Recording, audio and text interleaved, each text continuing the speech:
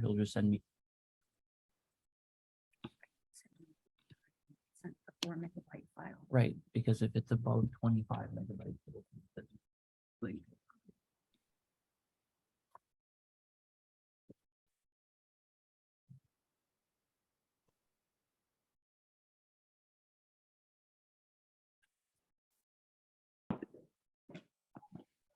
Okay, so recording started.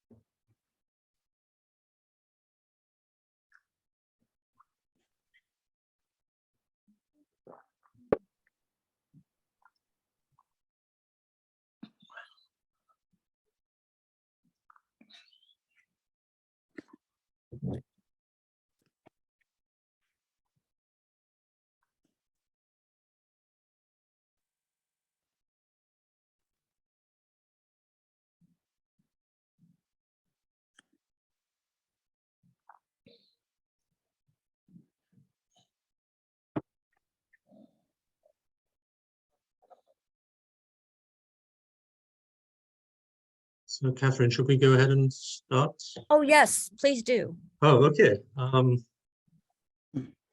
Right, well, nice to see so many faces and to see some actual pilgrims here. I was just reflecting that the last time, I'm going to share my screen now. The last time I was in the Holy Land was 22 years ago. Although, okay, can you all see the slide now? So 22 years is a long time, but my memories are as vivid now, I think, as they first were. This is a land that leaves its deep impression on you. But I was also reflecting on my encounter with the land, and it occurred to me that I'm inhabiting the Holy Land on an almost daily basis. As I teach the Gospels, I'm very privileged this semester to be teaching a class, the seminarians, on the Synoptic Gospels. As I read the Gospels, and as I hear the Gospels read in church. And so for all of us, really, we are inhabiting the land of Jesus, week by week, and sometimes day by day. In other words, our understanding of the Holy Land and our memories of the Holy Land are always mediated through the Gospels, through visits, through what we have seen, through what we have heard, through speaking to others. And I want to start with this idea that our primary point of entry, at least for those of us who don't have the opportunity to visit the land of Jesus, is through the Gospels. And here I want to recommend a book which I've just managed to get myself. It hasn't been published for very long, by Donald Senior, who is a New Testament scholar who has spent many years taking groups, pilgrims, students to the Holy Land. And he's written this little book called The Landscapes of the Gospels, A Deeper Meaning, where he goes through each of the Gospels, starting with Mark, probably the earliest, and working through to John, and reading the Gospels through the lens of the geography that they describe. So if we think about the Gospels view the Holy Land from outside. Almost certainly none of the evangelists are writing the Gospels in the land itself. And so when we, for the most part, view the land from outside, we're doing what the evangelists have done before us. Pause. And secondly, the evangelists are viewing the events of salvation, those events of Christ's life, with hindsight. Maybe 40 or 50 years after the event, and in very different locations. So their memories are mediated by what has happened in between and by their own experiences and the experiences of the churches for which they're writing. So again, if for the most part our encounter with the land is mediated and at a distance, we're in pretty good company. The evangelists are doing the same. But some of us, and I'm very envious of you, some of us are privileged to visit the Holy Land in person. And if you are, here's another book I can recommend. Jerome Murphy O'Connor he died just a few years ago. He was an Irish Dominican, New Testament scholar who spent most of his teaching life in Jerusalem. There's a school there which was founded by the French Dominicans, the École Biblique, and he spent most of his life. So he lived and breathed the land. He wrote about Jesus, he wrote about Paul, and he knew the land that they inhabited. And so he wrote this fantastic archaeological guide, which is published by Oxford University Press. It's now, I think, in its 5th edition. It's pretty easy to get hold of a secondhand copy.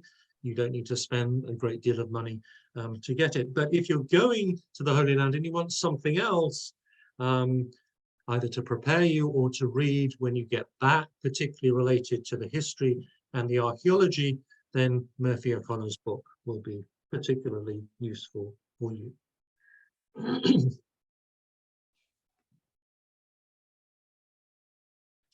One final thing I want to say before we move on in terms of memory, and that is that even before the evangelists wrote the Gospels, there were particular places which were already rich in memories and therefore rich in meaning. Just mention a few. The Jordan. The memory that it was across the Jordan that the people of Israel came in order to enter the Promised Land. The memory that the River Jordan was associated with the prophets Elijah and Elisha. The evocative mention of the name of Mount Hermon, that magnificent mountain to the north of the land, snow-capped for most of the year because it is so elevated. Across the centuries, the people of the land, the biblical authors have seen that snow-capped mountain rising steadfast like the God of Israel himself from the land below. And of course, we have the holy city of Jerusalem, a city which has been fought over, in which so much blood has been shed for centuries and centuries and centuries, and yet has remained at the heart of the people's memory as the holy city, the place of encounter, the ultimate place of pilgrimage. If I had to list my top 2, I'm not going to say what the second one will be, but number 1 is likely to be the holy city of Jerusalem. And there are particular places in Jerusalem that I found myself going back to again and again and again. It's a city of huge contrast, but it is an extraordinary city. not least because of the layers upon layers upon layers of memory which are associated with this particular place. And if we haven't had the opportunity to go, we probably have visual or mental images of the Holy Land and particular locations etched on our memory from what we have seen or what we have heard and what we have sung. Okay, maybe your image of Jerusalem is not like this medieval map from the British Library, but these are really interesting insights into how medieval people thought about the land, because they are as much theological as they are geographical. And here is Civitas Jerusalem. Here is the city of Jerusalem, sitting four square, like the New Jerusalem in St. John's vision at the end of the book of Revelation. You know, what is the relationship between the old Jerusalem and the Jerusalem which is to come? For many medieval Christians, there's a very close correlation between this particular location on the face of the earth and our ultimate destiny in ultimate salvation. Or you might have imagined Bethlehem like this. If you've been to the National Gallery recently, Giorgione's The Nativity. Admittedly, the landscape around Bethlehem is more reminiscent of an idealized landscape around Venice than it is of the Holy Land, but that's just an indication of how much these stories have become part of our story. Biblical locations have become part of our world. And so across the centuries, people have made visual connections between the places where they seek to live the Christian life and the places where the great events of salvation have taken place. Or particularly when we move into the 19th century and beyond, we might want something a little bit more realistic. And so David Roberts' famous etchings and watercolors of the Holy Land, which might lead you into a false sense of security in thinking that the land that Jesus saw was very much the land that Robert saw in the 19th century. Of course, things had changed, but there were certain things which had remained constant and remain constant to this day. Towns may have fallen, new towns may have arisen, sacred sites may have been identified and built upon, but the mountains remain pretty much the same. The valleys remain pretty much the same. The view from the Sea of Galilee looking across to the west, pretty much what Jesus would have seen. There's something reassuring in that continuity of the land when so much else in the land has changed.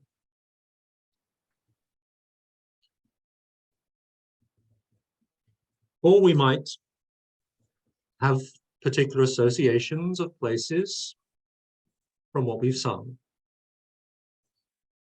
Is Bethlehem really a little town? Well, it's bigger than it was, and it's now surrounded by a massive security wall. But there are particular associations of Bethlehem that we have that might connect us with the reality. We might have a mental image of the Sea of Galilee from singing Dear Lord and Father of Mankind. At Sabbath rest by Galilee, where Jesus knelt to share with thee the silence of eternity interpreted by love.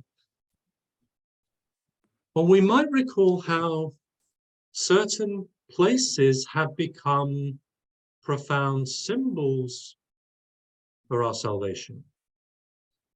The River Jordan, the place of baptism, the place of transition from moving into the promised land, becomes a symbol of that journey that we make as we head towards the risen Christ. Thine be the glory, that fantastic Easter hymn. Bring us safe through Jordan to thy home above. And of course, Jerusalem. When we sing about Jerusalem, are we singing about historic Jerusalem, or are we singing about the new Jerusalem? Jerusalem, the golden with milk and honey blessed, beneath thy contemplation sink heart and voice oppressed. I know not, oh, I know not what joys await us there, what radiance of glory, what light beyond compare. The longings and yearnings of historic Jerusalem, now becoming words and aspirations to describe our final home.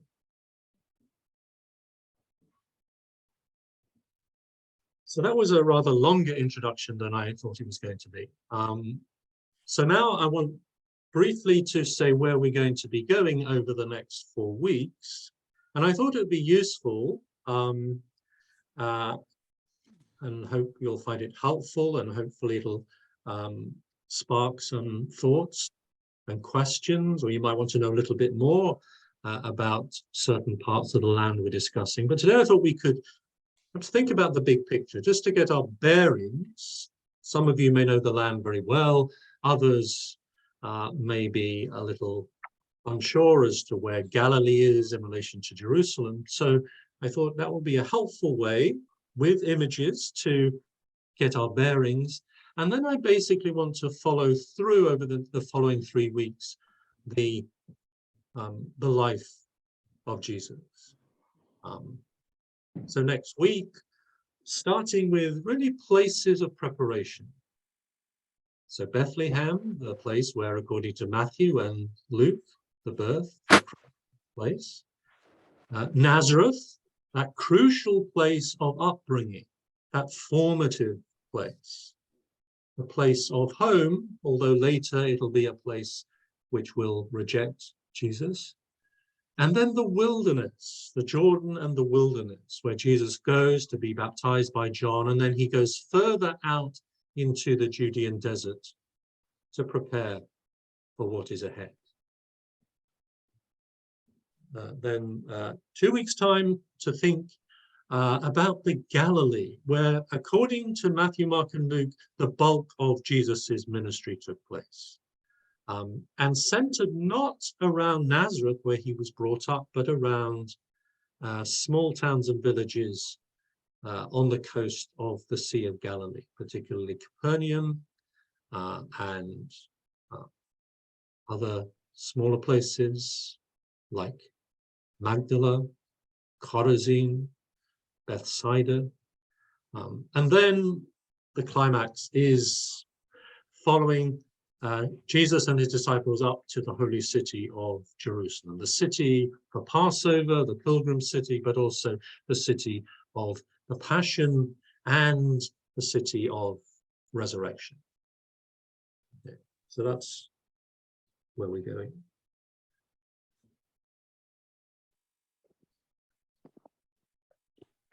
So to get our bearings, it's useful to have maps, not medieval maps. They may be less helpful, but modern maps. I want to start with a map of Israel, Palestine today.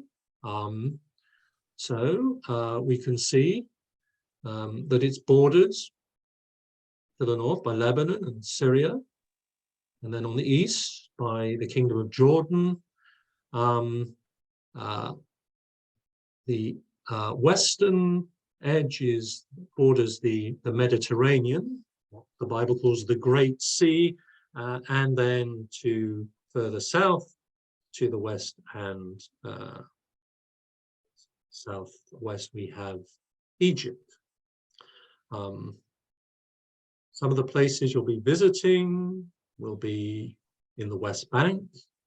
And you'll see how Jerusalem is right on the border and is a city which is still divided, very, very close to East Jerusalem in the West Bank, and then the Israeli capital, and the old city of Jerusalem, which we'll spend quite a lot of time thinking about because it's roughly the same size as the city of Jerusalem at the time of Jesus, although the walls have shifted somewhat north. That's kind of right in the middle on that in that transitional border. But of course, this was not the border that we have at the time of Jesus. Of course, it shifted from time to time. So I want now to move to a map which is closer to the land as it's described in the Gospels. But before we do that, I want to step back and look at the bigger picture. As I'm sure you're aware, the land is in a strategic position, which explains why it has been constantly fought over and constantly occupied across the centuries. We can think of the Assyrians, we can think of the Babylonians, the Persians, the Greeks, the Romans. Because of its location on the Fertile Crescent, which connects Mesopotamia, area between the two rivers, Tigris and Euphrates, with Egypt. So this is desert and mountains. It's very difficult to cross. And so merchants coming from the east would come across the Fertile Crescent and then make their way down along the coast down into Egypt. And hence we have these important trade routes. One, going south from Damascus. So here's the Sea of Galilee. Here's the River Jordan, the Dead Sea. Jerusalem here. This is known as the King's Highway, but the one which we'll come back to because it's really significant for understanding the story of Jesus is the Way of the Sea, or in Latin, the Via Maris, which comes down here, pass all through Hazor, and then you notice how it skirts the northeastern shore of the Sea of Galilee. Precisely at the point where Jesus is active in his ministry. Capernaum. You might recall Levi, the tax collector, in Matthew's gospel, called Matthew the tax collector. He was really a customs officer. The border were between two territories was very close to here. And you had lots of merchants passing through. And so there were tolls to be collected. And so when we hear quite a lot about tax collectors or toll collectors in the Gospels, and a major element of what they're doing may well be related to the fact of this Via Maris here. Okay, but this is the land as it looked during the ministry of Jesus. And I thought it would be a useful way in to read together the opening of the 3rd chapter of Luke's Gospel. Remember, Luke is looking at the land from the outside. Probably, we're not sure exactly where he was. Some people think he was in Antioch in Syria, others think he was in Greece, others think he may have been in Ephesus, but he's quite a long way from the land, and he is probably looking back over 50 years, over half a century, to the appearance of John the Baptist in the wilderness, which he dates to the 15th year of the reign of Emperor Tiberius, which would be round about 28-29. So, in the 15th year of the reign of Emperor Tiberius, when Pontius Pilate was governor of Judea, and Herod was ruler of Galilee, and his brother Philip, ruler of the region of Iturea and Trachonitis, and Lysanias, ruler of Abilene, during the high priesthood of Annas and Caiaphas, the word of God came to John, son of Zechariah, in the wilderness. I often give this to my students as a test, because you've basically got the whole political landscape of the ministry of Jesus in this one little passage. First of all, the big picture, who is the emperor? It's the Emperor Tiberius. But then who are the local rulers. And by the time that John emerges to preach and Jesus begins his ministry, Herod the Great, who was the king when Jesus was born, is dead. And the Romans divided his kingdom between his sons.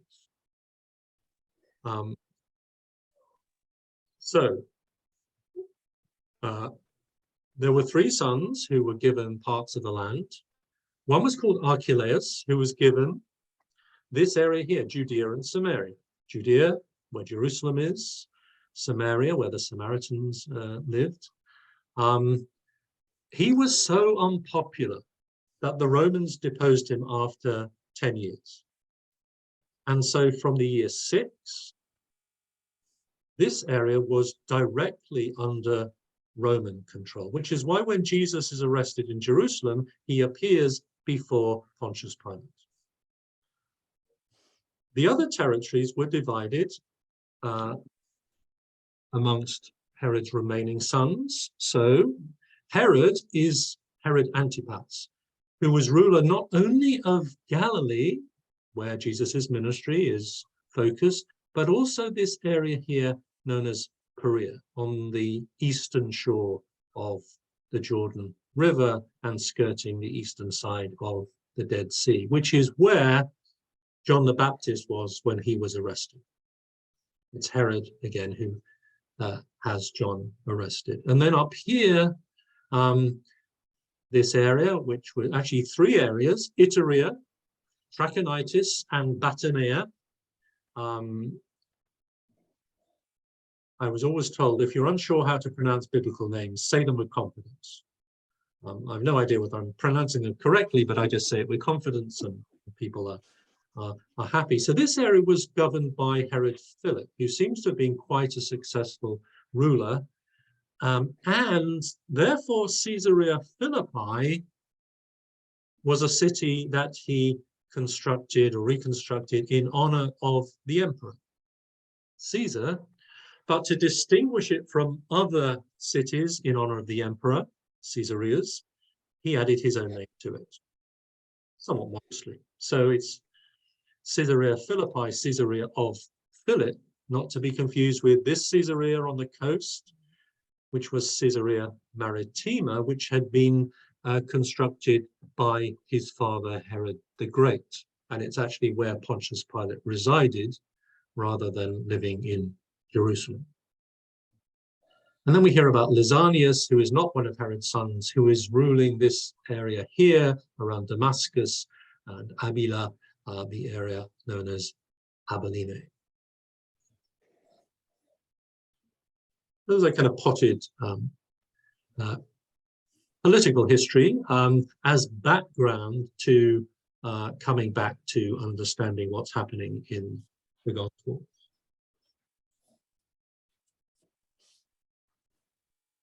More briefly, and for the rest of this evening, just to flesh out some of the differences between different parts of the land. I want to move from west to east, because you basically have 4 strips, 4 different kinds of terrain which make up the Holy Land. And let's remember, this is a relatively small area. This is about the size of New Jersey. As we say in Britain, it's about the size of Wales. So not a huge area, but it is immensely diverse in terms of terrain. So we'll go from west to east, and then we'll go from north to south, just identifying particular aspects of the land and particular locations. So moving from the west, from the Mediterranean coast, we first of all have a flat coastal plain. You can see how flat it is here, from Gaza, really all the way up to what is now the modern city of Haifa and the Carmel range. Mount Carmel, which is associated with the prophet Elijah, and at a later stage is identified with a group of Christian hermits who would eventually become the Carmelites. This is very flat coastal plain. And then we move in further east, and we have lowlands. The word Shephala means lowlands. So these are rolling hills, not particularly mountainous, and was mainly farmland at the time of Jesus. Then things begin to rise and we move into a more mountainous area, which is marked here as Western Mountains, which really falls into two parts as far as we're concerned. So to the north, we have the Sumerian hills. So in this territory, which is Samaria, and then we have the Judean mountains, or the hill country of Judea to the south. You might recall in the first chapter of Luke's Gospel, after the Annunciation, Mary gets up in haste and she goes to the hill country of Judah to visit Elizabeth. And this is the hill country. This is the Judean mountains, the southern part of these Western mountains. And then from the high point, things descend very, very rapidly. And so here we have the Jordan Valley, which stretches from the foothills of Mount Hermon, way up in the north, all the way down to the Dead Sea, but is part of the Great Rift Valley, which extends all the way down to Mozambique in southern Africa. This is a particular striking phase in that Great Rift Valley. The water from the River Jordan flows into the Dead Sea, and of course it cannot escape from there except through evaporation, which is why the Dead Sea has such a high salt content and is known as the Dead Sea, because things can't live in it. So we have just north of the Sea of Galilee, just see it here at the top of the map, little Lake Hula. Then we have the Sea of Galilee, which is sometimes called Lake Kinnereth, which is thought to be from the Hebrew word kinnor, which means a harp. I wonder if you can see why. Looks sort of harp-shaped, if you kind of squint a little bit. So that's probably why it has that alternative. It's also known as the Lake of Tiberias, because the city of Tiberias is the main city on the shore. Tiberias, named in honor of the Emperor Tiberius by Herod Antipas, and we'll hear more about Tiberias and another major city in Galilee when we come to think about the Galilee in a couple of weeks' time. So I said we drop. So the Sea of Galilee is round about 700 feet below sea level. The Dead Sea is about 1,300 feet below sea level. So, you know, if you're descending to the Dead Sea from Jerusalem, which is on a hill, you really notice that very, very sharp descent. Okay, so that's from west to east. Now let's start at the top and work our way south and identify some of the places that we might encounter along the way. I'm sure you're familiar with that biblical phrase, from Dan to Beersheba. It's a kind of a shorthand for saying, you know, the greatest extent of the land. The land, the boundaries of the land haven't always been this extensive, but there is this kind of biblical idea that the land can stretch at least from the city of Dan in the north, so way, way up north of the Sea of Galilee, down to Beersheba here, the edge of the Negev.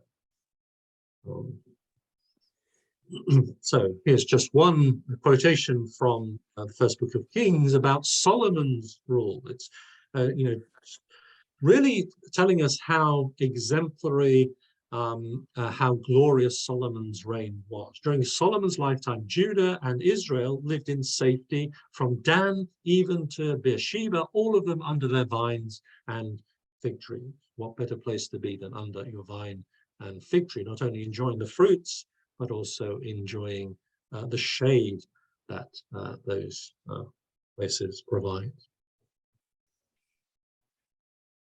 So, start off near Dan. So in the very north, you can see Mount Hermon, snow-capped Mount Hermon, the largest peak, the highest peak in this area, which has etched itself on the biblical imagination. Just to remind you of Psalm 42, my soul is cast down within me. Therefore, I remember you from the land of Jordan and Mount Hermon, from Mount Mizar. Now, Mizar means small or modest, and so Mount Mizar is a more modest peak close to the great Mount Hermon. But thinking about Mount Hermon, thinking about Jordan, thinking about Mount Mizar, when your soul is cast down, you remember from these places which are so significant to you. We move south into Galilee, then the Galilee is itself divided into two parts. There's Upper Galilee and there is Lower Galilee. Upper Galilee, well, first of all, because it's upper, it's north, but also because it's more mountainous. So not as mountainous as Hermon, but it is mountainous terrain. And here is a view, a part of Upper Galilee, looking across from Caesarea Philippi down here.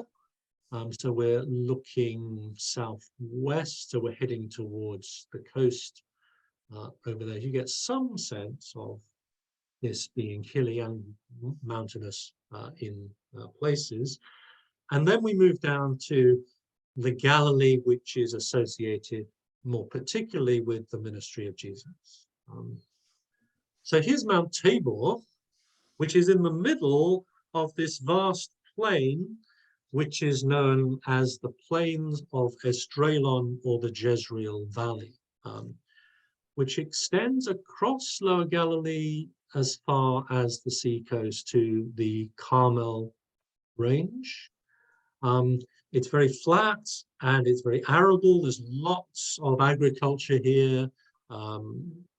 It's a really important food growing area, but also because it's a vast plain, it has seen more than its fair share of battles.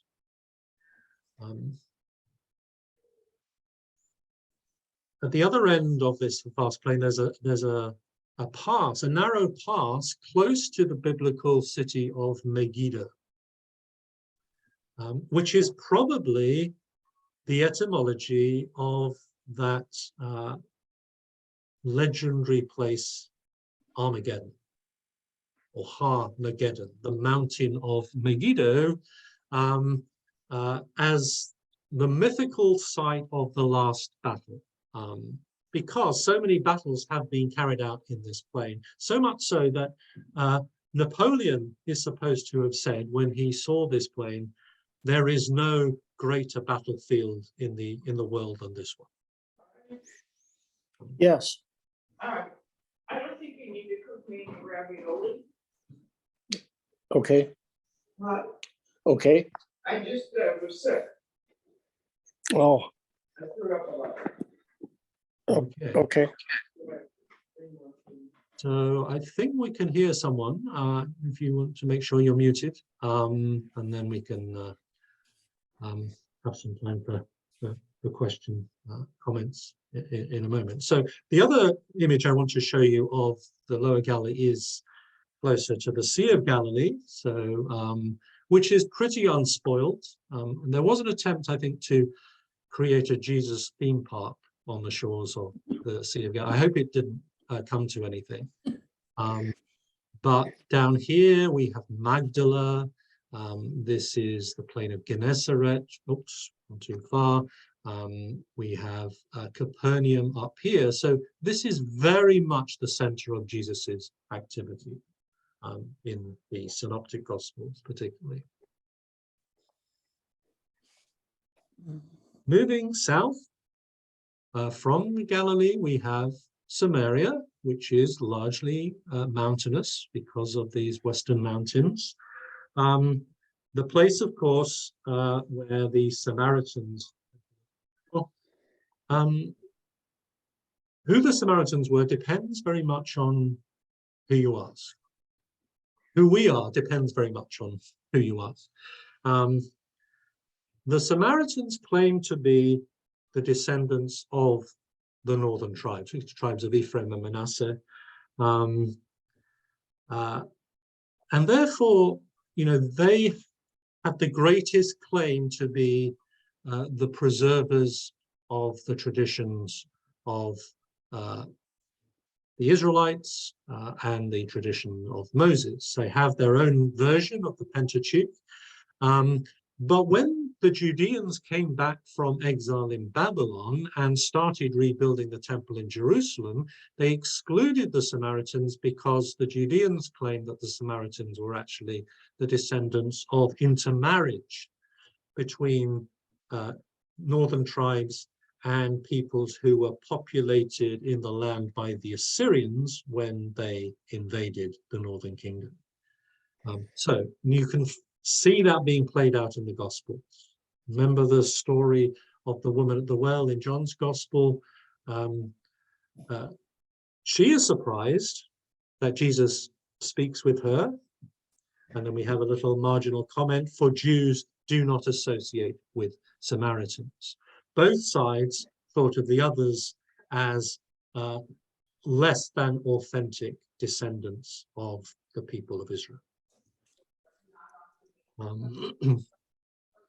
But of course, not only the fact that Jesus encounters this woman, but also in Luke, we have a rather positive view of particular Samaritans. We have the parable of the Good Samaritan. We have the story of the 10 lepers, only one of whom comes back to thank Jesus, and that one being a Samaritan. So the readers of the Gospels are being forced to reassess, particularly if they're Judeans, their prejudices about the people who live in this central hill country area of Samaria. Samaria was originally the name of the main city, which was made the capital of this northern kingdom by King Omri of Israel. It then came to describe the whole territory, and one major city here was Shechem, and not far from that is Sychar, which is the place of Jacob's well, the place where the event in John's Gospel is located. So here we have Shechem, and here we have one mountain, Mount Ebal, and viewed from another mountain, which is Mount Gerizim. Mount Gerizim is important because that is where, when they were excluded from Jerusalem, the Samaritans built a rival temple. And they believed this was the place where sacrifice should be offered. The temple was destroyed by Judeans about 100 years before the birth of Christ. But there's still a Samaritan community today that offers sacrifice on Mount Gerizim, albeit without a temple. So that living community of Samaritans is still alive and continuing its ancient practices in this part of the land. And finally, we come, almost finally, to the south, Judea, the territory of the tribe of Judah,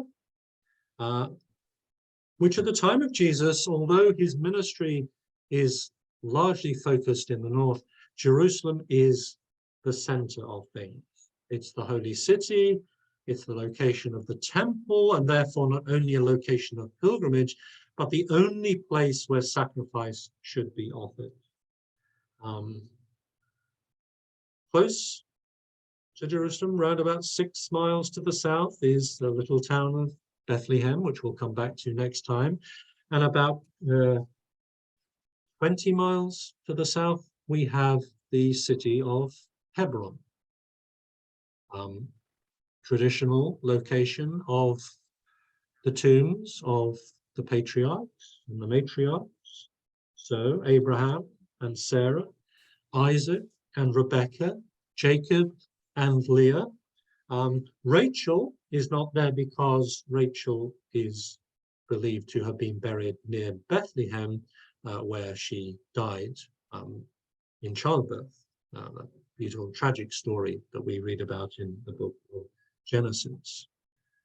So these are all important locations in Judea, but Jerusalem, of course, is the main one, and it is both literally and metaphorically the place to which you go up. If you're traveling through the Jordan Valley and then come up from Jericho, you're from traveling quite fast from below sea level to above sea level. So you literally come up, but metaphorically you also go up to Jerusalem. We might recall some of those important psalms of ascent. Jerusalem, built as a city that is bound firmly together, to it the tribes go up, the tribes of the Lord. Those beautiful psalms sung by the pilgrims as they make their way up to the city of Jerusalem.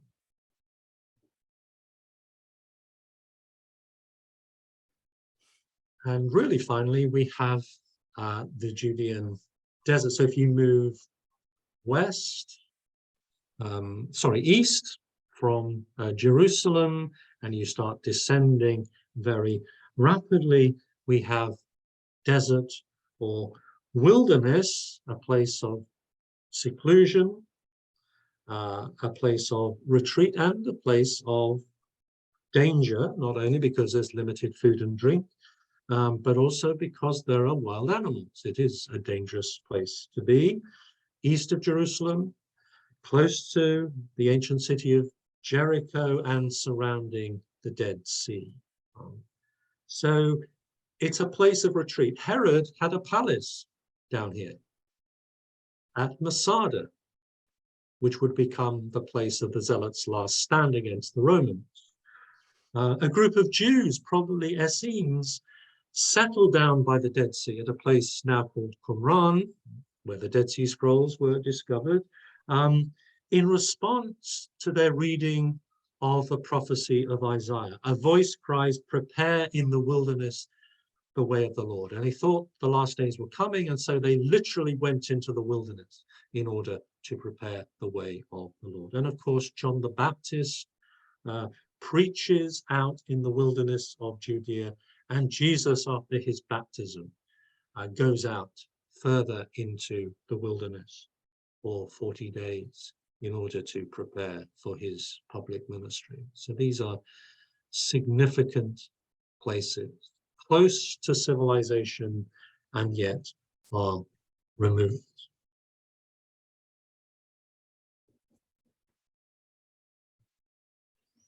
So that's all I wanted to say in terms of overview, except just looking ahead to remind you that next time we're going to be thinking more about 3 locations: the little town of Bethlehem, Nazareth, the place of upbringing, and then back to the Judean desert, the place where Jesus prepares for his ministry.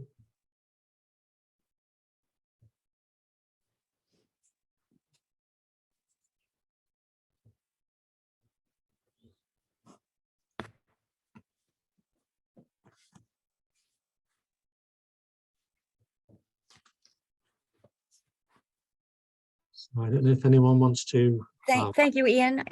Anyone, I've reclaimed the hosting, but I'll switch it back to you to stop the recording. Okay. I'm sorry that there's no co-host option. Most Zoom allows you to do that. So does anyone want to ask Ian a question?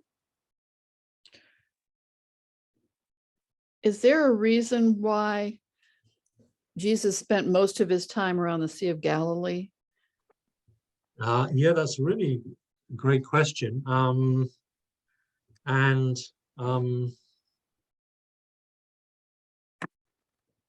we don't know for sure, except I suppose that it is in tune with the kind of ministry that he exercises, that he tends to avoid the centers. So he's not an urban person at all. There are two cities in Galilee, major cities. There's Sepphoris, which is about 5 miles from Nazareth. So he would have known it growing up. Never mentioned at all in the Gospels. There's the city of Tiberias, which is mentioned in John, but only to say that people came from Tiberias to listen to Jesus. So, I mean, we can only kind of read between the lines, but my hunch is that his understanding of the kingdom that he proclaims and the people who will respond to it leads him to avoid the centers and to focus on the margins. So Galilee, not Jerusalem. Small towns, villages, farmland rather than cities. These are the people who, and then, you know, marginal figures within those. So lepers, tax collectors, sinners, the occasional non-Jew, Gentiles, Samaritans. But I guess we're kind of reading between the lines here, but, you know, you would think that somebody with the sense of the mission that he seems to have would spend most of his time in Jerusalem, but he doesn't. In John's Gospel, he spends more time in Jerusalem, and probably did spend more time than the Synoptic Gospels suggest, but still, a lot of what he's doing is in the margin. And again, it's not his hometown either. You know, he doesn't stay in Nazareth. He's not received well in Nazareth. So he goes to places where he might have more receptivity. He still gets a lot of opposition, but yeah, the places where you might expect him to focus his attention, he doesn't. And at the end of the story, of course, in Jerusalem, he's there on pilgrimage. He's only there for a short space of time. But yeah, it's a really fascinating question, and I wish I really knew the answer to that. But no, we kind of piece bits together and try and hypothesize as to why. I mean, there are some prophets in Israel who prophesied outside Jerusalem, but yeah, it is puzzling. But my hunch is that it gives us an insight into the kind of vision that he had, and his understanding of the kind of people who would respond favorably. Perhaps he was building momentum. I mean, think about somebody trying to start something in Washington, D.C. Yep. You get drowned out by all the other things that are going on. Yeah, definitely. Because I mean, you think where he began in at the Jordan. So he was closer to Jerusalem, but not in the city.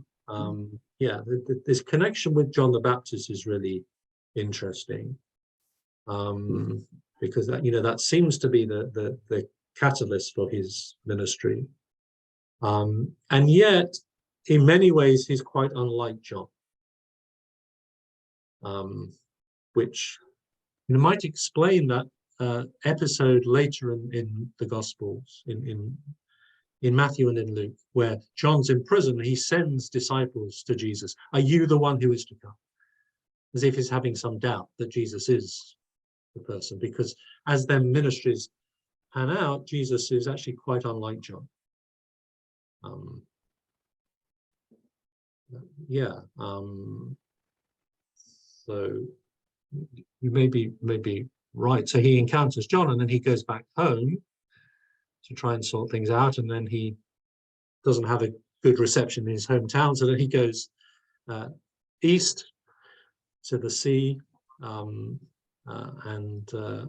settles in this small town, where things seem to be not much better, but a little bit better.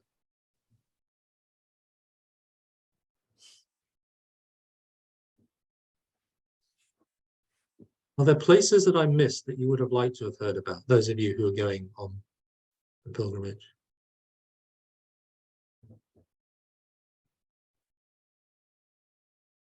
Or those of you who aren't going on the pilgrimage? Or, I wish I were going on the pilgrimage. yeah, me Thank you so too. much. Yeah, Okay. thank you so much for this. I'm curious about just how itinerant Jesus was, and you talked a great deal about pilgrimage, and that traveling to Jerusalem wouldn't have been much of a thought at all for someone living in that time and in that world. But it seems still that Jesus moved around quite a bit. Yeah. Was that normal? I mean, maybe it's the size of New Jersey, so maybe it's not, or Wales, so maybe it's not that big of a deal. But it seems like a lot of movement. Was that typical for? I think fairly average person? typical. So certainly for observant Jews in Galilee, Mhm. I mean, there was a requirement for male Jews who could go to the pilgrimage festivals in Jerusalem, so Passover, Sukkot, Tabernacles, Pentecost, Shavuot. So there are a lot of pilgrims, regularly, at least 3 times a year, and sometimes more than that. And it's only really, I mean, obviously, you've got to leave home and you've got to leave your livelihood, so it's not straightforward. But given the importance of pilgrimage, and that Galilee is not all that far, I mean, you could probably travel to Jerusalem in about 4 days on foot. So yeah, there would be a lot of pilgrims, and so there were recognized pilgrim routes, one of which went through Samaria. The other, many Galilean Jews went in order to avoid meeting Samaritans, so then they would cross and they go down the Jordan Valley and then come up from Jericho. I guess what's interesting about Jesus is we get little hints of it. He does travel further afield occasionally. So he goes up to what is now Lebanon. I mean, we just hear about one event where he encounters a Syro-Phoenician woman. But he goes up to Tyre and Sidon. It's not a huge distance, but he doesn't just stick to the pilgrim route. He does travel. He does cross the Sea of Galilee, and he performs some miracles in the Decapolis on the other side, on the eastern shore. And I mean, his ministry seems to be predominantly itinerant, and similarly his disciples, which is why he calls them to leave everything and follow, because they can't stay put. They've got to. Lots of people who are told to go back home. Not everyone who'd like to is called to follow him, but he has this smallish band of people who are called to follow, and their ministry seems to be itinerant. And then he sends them out 2 by 2. And so I think what becomes problematic when you get to someone like Paul, who is preaching and founding communities in cities where you need a settled urban ministry, he runs into real problems because people say, well, you're being disobedient to the teaching of Jesus. You've got a clash of ministries. One is rural, itinerant, begging, and the other is settled, urban. You could not function as St. Paul's K Street with an itinerant ministry. And Paul, runs up against this pretty early on. But yeah, it does seem to be in a very itinerant existence. He's in Capernaum, but is Capernaum his home? He's there for a while, but always on the move.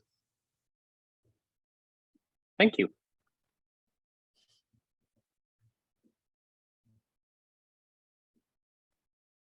Well, if there are no more questions, it's past time. And I want to thank you, Ian, for your presentation tonight. I'm looking forward to the all of them. And we look forward to seeing you back here next week. Right, thank you. I look forward to being back and revisiting some of these places I haven't seen for 22 years. Wow. All right, well, if that's it, you can stop the recording. Um, Thank you, Ian.